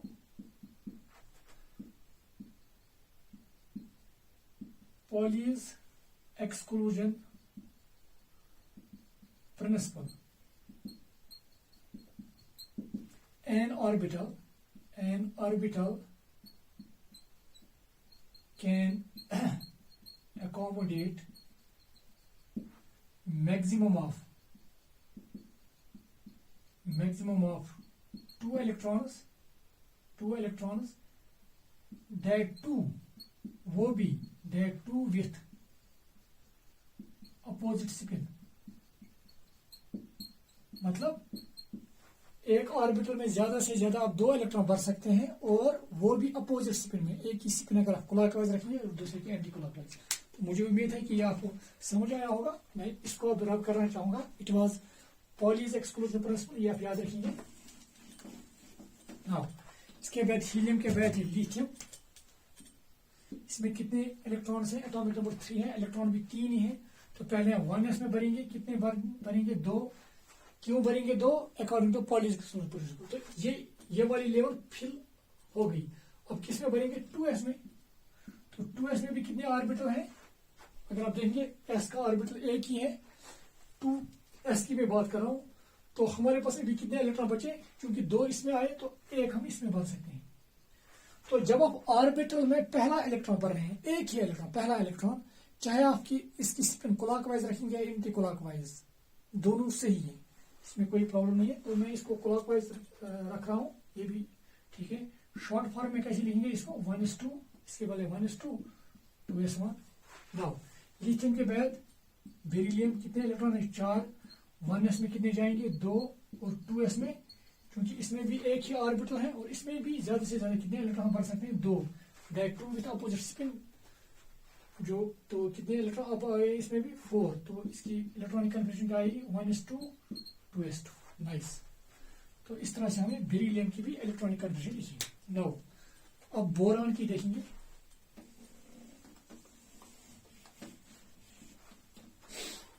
बोरान की यहाँ पे देखिए, बोरान इसमें एटॉमिक नंबर 5 है, तो इलेक्ट्रॉन्स 5 है। 1s में कितने आ जाएंगे, 2, 2s में जैसे कि यहाँ पे 2, अब 2s भी कंप्लीट हुआ है, अब इलेक्ट्रॉन कहाँ पे जाएगा, 2p में, और 2p में कितने ऑर्बिटल है, 3 ऑर्बिटल है, 3 में से एक में आप इलेक्ट्रॉन भर देंगे, तो इसका जो इलेक्ट्रॉनिक कन्फर्मेशन होगी वो क्या होगी, 1s2, 2s2, 2p1, ऐसे भी लिख सकते हैं। नाउ अब कार्बन, कार्बन के पास कितने इलेक्ट्रॉन है, 6, तो 1s में कितने जाएंगे, 2, 2s में भी कितने जाएंगे, 2 हो गए 4, 2p में कितने जाएंगे, तो एक इलेक्ट्रॉन तो इसमें है, अब मुझे 2 इलेक्ट्रॉन भरने हैं, तो ये 2 इलेक्ट्रॉन कैसे भरेंगे, ये आपको याद रखना है, क्योंकि जो 2p है इसमें 3 ऑर्बिटल है, ये 3 ऑर्बिटल है, और तीनों ऑर्बिटल्स की एनर्जी सेम है, और तीनों ऑर्बिटल्स की एनर्जी सेम है। वो ऑर्बिटल्स जिनकी एनर्जी सेम होती है, इनको हम डिजेनरेट ऑर्बिटल्स बोलते हैं, इनको डिजेनरेट ऑर्बिटल्स बोलते हैं। और जब हमें डिजेनरेट ऑर्बिटल्स में इलेक्ट्रॉन्स भरने होते हैं, हम तब तक उन डिजेनरेट ऑर्बिटल्स की पेयरिंग नहीं कर सकते हैं जब तक पहले हर किसी को एक एक इलेक्ट्रॉन दें। तो इसका मतलब अभी हमारे पास 2 इलेक्ट्रॉन है, तो हमें एक इलेक्ट्रॉन इसको देना है, हम दूसरा इलेक्ट्रॉन इसी को नहीं दे सकते हैं, बल्कि दूसरे ऑर्बिटल को देना है। और यहां पर भी एक और चीज याद रखेंगे, एक तो इलेक्ट्रॉन हम यहाँ पे कार्बन में एक ऑर्बिटल को एक देंगे और दूसरे को दूसरा देंगे, और वो भी सेम स्पिन के साथ, मतलब अगर हम इसकी क्लॉकवाइज स्पिन रखेंगे तो इसकी भी क्लॉकवाइज, या अगर आप इसकी एंटी क्लॉकवाइज रखते तो फिर इसकी भी एंटी क्लॉकवाइज रखनी होती। और इस रूल को हम हुंडस रूल कहते हैं। अकॉर्डिंग टू हुंडस रूल के हिसाब से जब आप डिजेनरेट ऑर्बिटल्स में इलेक्ट्रॉन भरते हैं, उनकी पेयरिंग तब तक नहीं करनी है जब तक ने पहले हर किसी को एक एक इलेक्ट्रॉन मिले, that two with same spin, और सेम स्पिन के साथ। तो यहां पे मैं लिखना चाहूंगा,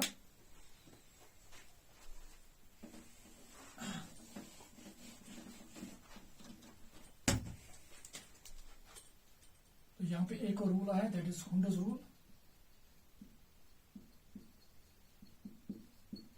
According to this rule, in case of degenerate orbitals, ये किनको अप्लाई होता है, in case of degenerate orbitals। और degenerate orbitals क्या होते हैं, वो orbitals जिनकी एनर्जी सेम होती है, that is orbitals या energy levels बोलो आप, orbitals having same energy। According to this rule, in case of degenerate orbitals, no pairing should occur unless each orbital is not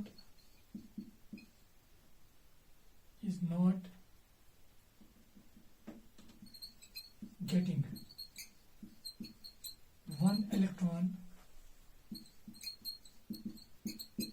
each, and that two with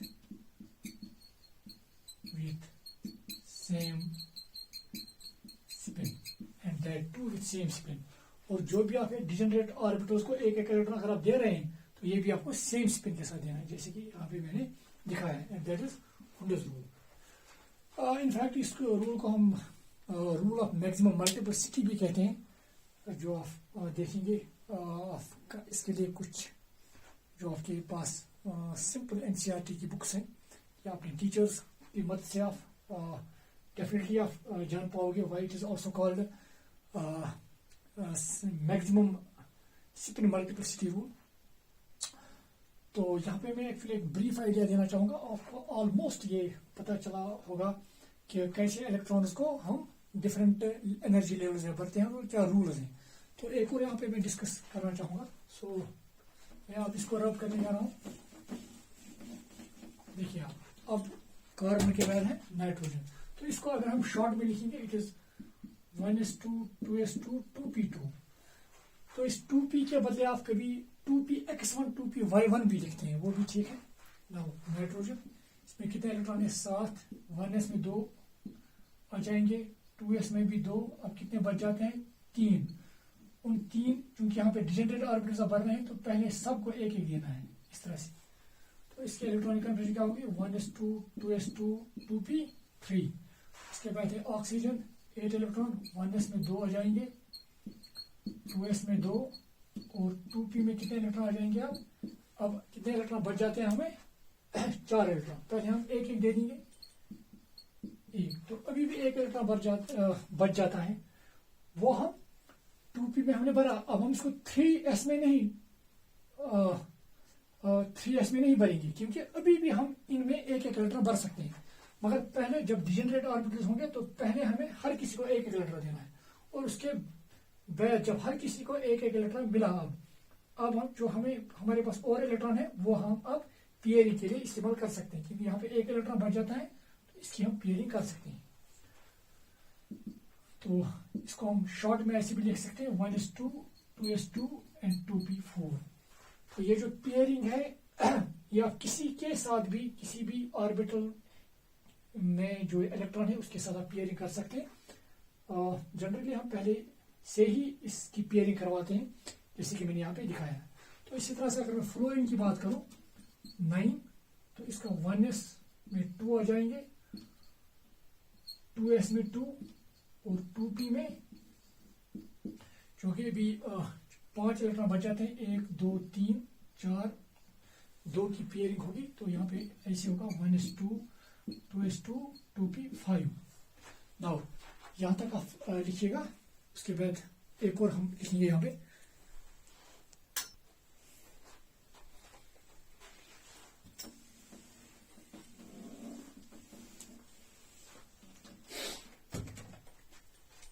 अगर मैं अब neon की बात करूं, इसका एटॉमिक नंबर 10 है, तो 1s में कितने इलेक्ट्रॉन्स आ जाएंगे 2, 2s में 2, 2p में अब कितने इलेक्ट्रॉन बच जाते हैं यहाँ पे 6।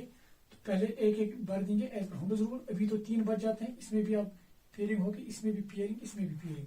इसको शॉर्ट में हम ऐसे लिखते हैं 1s2 2s2 2p6।